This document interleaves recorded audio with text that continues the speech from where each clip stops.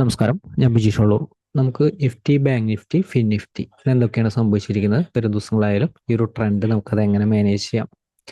നിഫ്റ്റിയിലും ഇന്നത്തെ ഒരു ഓപ്പണിങ് 23,330 ഈ ഒരു റേഞ്ചിൽ നിന്ന് ബൈർ ഓപ്പർച്യൂണിറ്റി യൂട്ടിലൈസ് ചെയ്യണമെങ്കിൽ അടുത്ത റെസിസ്റ്റൻസിന്റെ മുകളിലേക്ക് സസ്റ്റെയിൻ ചെയ്താൽ ബൈർ ഓപ്പർച്യൂണിറ്റി ആണ്. ബൈർ ഓപ്പർച്യൂണിറ്റി യൂട്ടിലൈസ് ചെയ്യാം. ഇൻ കേസ് ഈ ഒരു ലെവലിൽ നിന്നായാലും ബൈർ ഓപ്പർച്യൂണിറ്റി യൂട്ടിലൈസ് ചെയ്യുന്നുണ്ടെങ്കിലും ക്വിക്ക് ആയിട്ടുള്ള ഒരു പ്രോഫിറ്റ് ബുക്കിംഗ് നടത്താനാണ് നമ്മൾ സൂചിപ്പിച്ചിരുന്നത്. കാരണം ഈ ഒരു ഏരിയ തുടർച്ചയായിട്ട് റെസിസ്റ്റൻസ് കാണിച്ചിരുന്നു. പക്ഷെ വളരെ ഈസി ആയിട്ട് തുടക്കത്തിൽ വളരെ ഈസി ആയിട്ട് ബ്രേക്ക് ചെയ്തു പോകുന്നതാണ് നമ്മൾ നിഫ്റ്റിയിൽ കണ്ടിരുന്നത്. അപ്പോൾ വരും ദിവസങ്ങളായാലും നിഫ്റ്റിക്കായാലും നമ്മൾ പറഞ്ഞിരുന്ന ഏരിയ, ഹയർ ലെവലിൽ പറഞ്ഞിരുന്ന ഒരു ഏരിയയുടെ മുകളിൽ കുറച്ച് സമയം നിലനിന്നെങ്കിൽ അതിന് മുകളിൽ സസ്റ്റെയിൻ ചെയ്യാനായിട്ട് ഇപ്പോഴും നിഫ്റ്റിക്ക് അത് സാധിച്ചിട്ടില്ല. നിഫ്റ്റിക്കായാലും അവസാനത്തെ ഒരു സെക്ഷനിൽ ഒരു പ്രോഫിറ്റ് ബുക്കിംഗ് തന്നെയാണ് നിഫ്റ്റിയിൽ വന്നിരുന്നത്. അതുപോലെ തന്നെയാണ് ഫിൻ നിഫ്റ്റിയിലെ സിറ്റുവേഷൻ ആയാലും. ഫിൻ നിഫ്റ്റി ആയാലും നമ്മൾ പറഞ്ഞിരുന്ന റെസിസ്റ്റൻസിന്റെ മുകളിലേക്ക്, അതായത് 22,180 റെസിസ്റ്റൻസിന്റെ മുകളിലേക്ക് നിലനിർത്തിയപ്പോൾ, അല്ലെങ്കിൽ 22,210 റെസിസ്റ്റൻസ് ഇതിന്റെ മുകളിലേക്ക് നിലനിർത്തിയപ്പോൾ ബൈർ ഓപ്പർച്യൂണിറ്റി ആണ്. എപ്പോഴും ശ്രദ്ധിക്കുക, തുടർച്ചയായിട്ട് 2 റെസിസ്റ്റൻസ് ഉണ്ടെങ്കിൽ ആ റെസിസ്റ്റൻസിന്റെ മുകളിലേക്ക് ബ്രേക്ക് ചെയ്താൽ കുറച്ചും കൂടി സ്ട്രെങ്ത് കിട്ടും, മാർക്കറ്റിന് കുറച്ചും കൂടി സ്ട്രെങ്ത് കിട്ടും. നമ്മളെപ്പോഴും പറയാറുള്ളതാണ്, ഓൾമോസ്റ്റ് വീഡിയോസിലൊക്കെ പറയാനായിട്ട് ശ്രമിക്കാറുള്ളതാണ്. അതിനുശേഷമായിരുന്നു ലാസ്റ്റ് സെക്ഷനിലായിരുന്നു ഫിൻ നിഫ്റ്റി ആയാലും റിവേഴ്സിൽ വന്നിരിക്കുന്നത്. അപ്പോൾ നമുക്ക് ഫിൻ നിഫ്റ്റി, ബാങ്ക് നിഫ്റ്റി വരും ദിവസങ്ങളിൽ മാനേജ് ചെയ്യാനായിട്ട് എങ്ങനെയാണ് നമുക്ക് മാനേജ് ചെയ്യാൻ സാധിക്കുക നമുക്ക് നോക്കാം. ഏതാണ് റൈറ്റ് ആയിട്ടുള്ള സപ്പോർട്ട് റെസിസ്റ്റൻസ് എന്ന് നമുക്ക് നോക്കാം.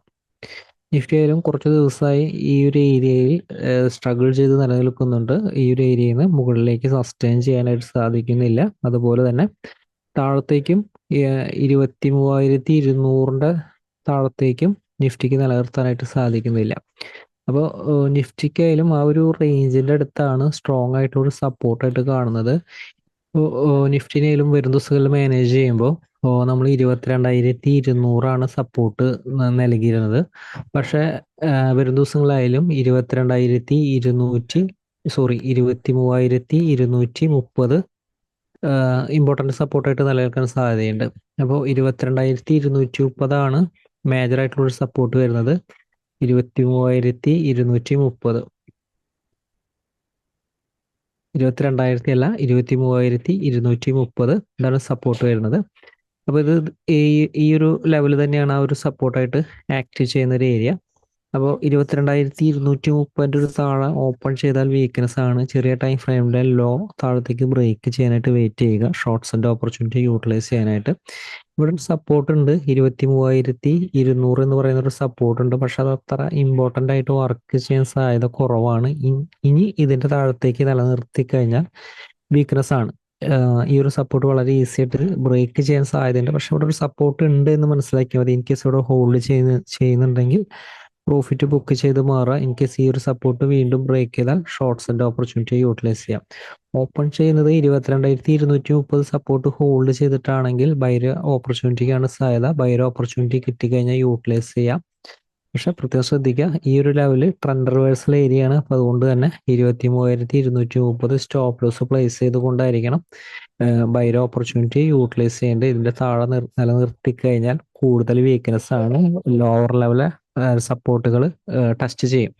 അപ്പോൾ നമുക്ക് ഇനി റെസിസ്റ്റൻസുകൾ ഏതാണെന്ന് നമുക്ക് നോക്കാം. ഇപ്പോൾ നമുക്ക് ആദ്യം ലോവർ ലെവലിലെ സപ്പോർട്ടുകൾ നോക്കാം.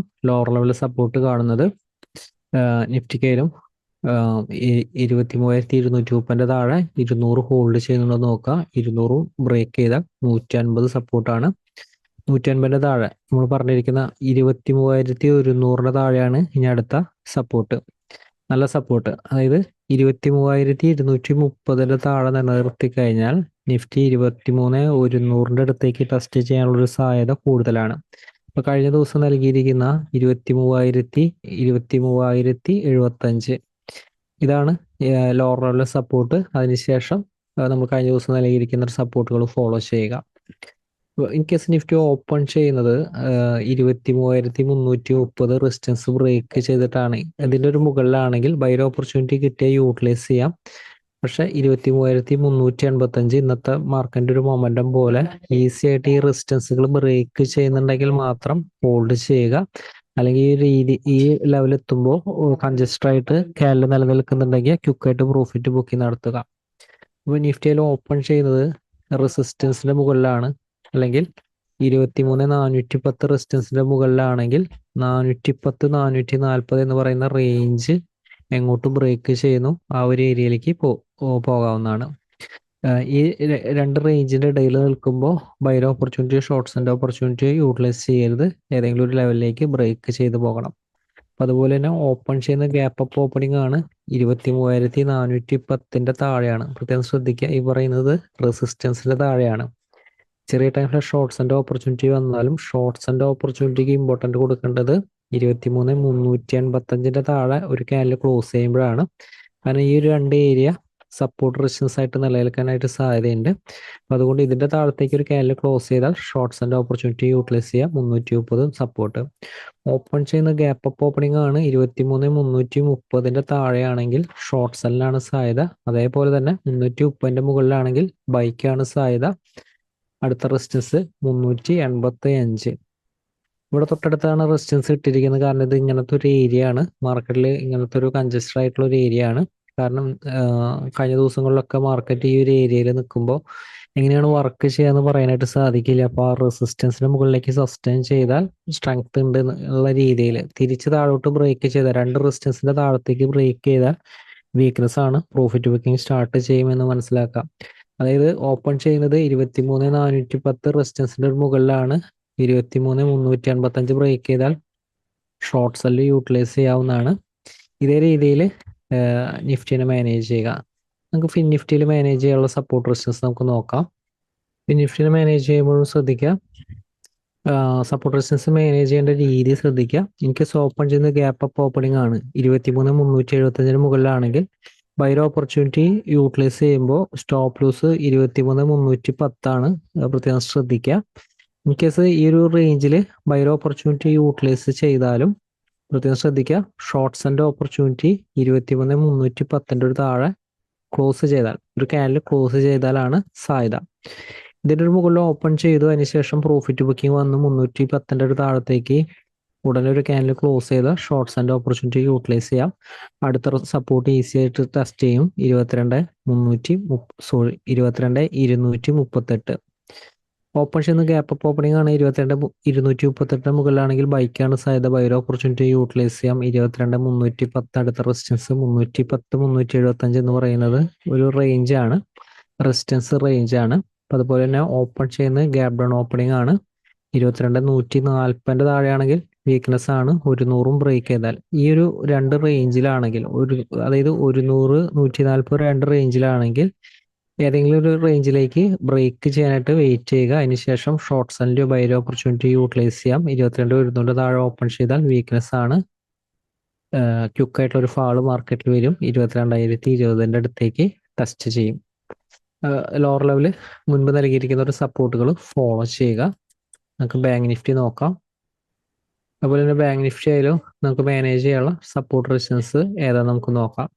പ്രത്യേകം ശ്രദ്ധിക്കേണ്ടത്, ബാങ്ക് നിഫ്റ്റിയിലായാലും നമ്മൾ നൽകിയിരിക്കുന്ന 49,855 അതേപോലെ തന്നെ 960 രണ്ട് റെസിസ്റ്റൻസുകൾ ബ്രേക്ക് ചെയ്താൽ കുറച്ച് സ്ട്രോങ് ആണ്, മാർക്കറ്റിൽ സ്ട്രോങ് എന്നുള്ളത് മനസ്സിലാക്കാം. പിന്നീട് 49,960, ഈ 49,960 നോക്കിക്കഴിഞ്ഞാൽ ഇവിടെയാണ് കാണാം. ഇതാണ് പിന്നെ സപ്പോർട്ടായിട്ട് നിലനിർത്തിയിരുന്നത്. പിന്നെ അതിന്റെ താഴത്തേക്ക് സസ്റ്റെയിൻ ചെയ്തപ്പോൾ കുറച്ചൊരു വീക്ക്നെസ് ആയി. പക്ഷെ അവസാനത്തെ ഒരു സെക്ഷനിലാണ് ഈ ഒരു സപ്പോർട്ടിന്റെ ഒരു താഴത്തേക്ക് വന്നിരിക്കുന്നത്. ബാങ്ക് നിഫ്റ്റി ആയാലും ഏതാണ് റൈറ്റ് സപ്പോർട്ട് നമുക്ക് നോക്കാം. ഹയർ ലെവല് 50,000 മുകളിൽ ഓപ്പൺ ചെയ്തു. ചെറിയ ടൈം ഫ്രെയിമിന്റെ ബൈർ ഓപ്പർച്യൂണിറ്റി കിട്ടി യൂട്ടിലൈസ് ചെയ്യുക. ഇതിന്റെ മുകളിലാണെങ്കിൽ 50,160, അടുത്ത റെസിസ്റ്റൻസ് 50,230. ഓപ്പൺ ചെയ്യുന്ന ഗ്യാപ്പ് അപ്പ് ഓപ്പണിംഗ് ആണ് 50,160 താഴെയാണെങ്കിൽ ഷോർട്ട് സെല്ലിനാണ് സാധ്യത. 50,000 കൂടി താഴത്തേക്ക് ബ്രേക്ക് ചെയ്ത വീക്ക്നെസ് ആണ്, പ്രോഫിറ്റ് ബുക്കിംഗ് വരും. അടുത്ത സപ്പോർട്ട് 49,650 റേഞ്ചിലാണ് സപ്പോർട്ട് വരുന്നത്. ഇനി ഇതിന്റെ താഴത്തേക്ക് സസ്റ്റെയിൻ ചെയ്താൽ മാത്രമാണ് കൂടുതൽ വീക്ക്നെസ് സാധ്യതയുള്ളൂ. 49,650 മുകളിലാണെങ്കിൽ സപ്പോർട്ടാണ്, ബൗൺസ് ചെയ്യാൻ സാധ്യതയുണ്ട്. ഷോർട്ട്സ് ആൻഡ് ഓപ്പർച്യൂണിറ്റി 49,650 താഴത്തേക്ക് ഒരു ക്യാൻഡിൽ ക്ലോസ് ചെയ്താൽ മാത്രമാണ് യൂട്ടിലൈസ് ചെയ്യേണ്ടത്. 49,650 താഴത്തേക്ക് ഓപ്പൺ ചെയ്തു. ചെറിയ ടൈം ഫ്രെയിമിലെ ഷോർട്ട്സ് ആൻഡ് ഓപ്പർച്യൂണിറ്റി യൂട്ടിലൈസ് ചെയ്യാം. 49,400 സപ്പോർട്ട്, അതിനുശേഷം 49,230 സപ്പോർട്ട്. ഇതാണ് ലോവർ ലെവലിലെ കുറച്ച് ഇമ്പോർട്ടൻറ്റ് സപ്പോർട്ടുകൾ വരുന്നത്. 49,230 അടുത്താണ്, 230-400 ഇടയിലാണ്. അപ്പോൾ Nifty, bank Nifty, fin Nifty ഇത്തരം സപ്പോർട്ട് റെസിസ്റ്റൻസ് അനുസരിച്ച് മാനേജ് ചെയ്യുക. വരും ദിവസത്തെ അപ്ഡേറ്റിൽ കാണാം. എല്ലാവരെയും വിലയേറിയ ഷെയറുകളും കമ്പനികളും പ്രതീക്ഷിക്കുന്നു. എല്ലാവർക്കും നന്ദി.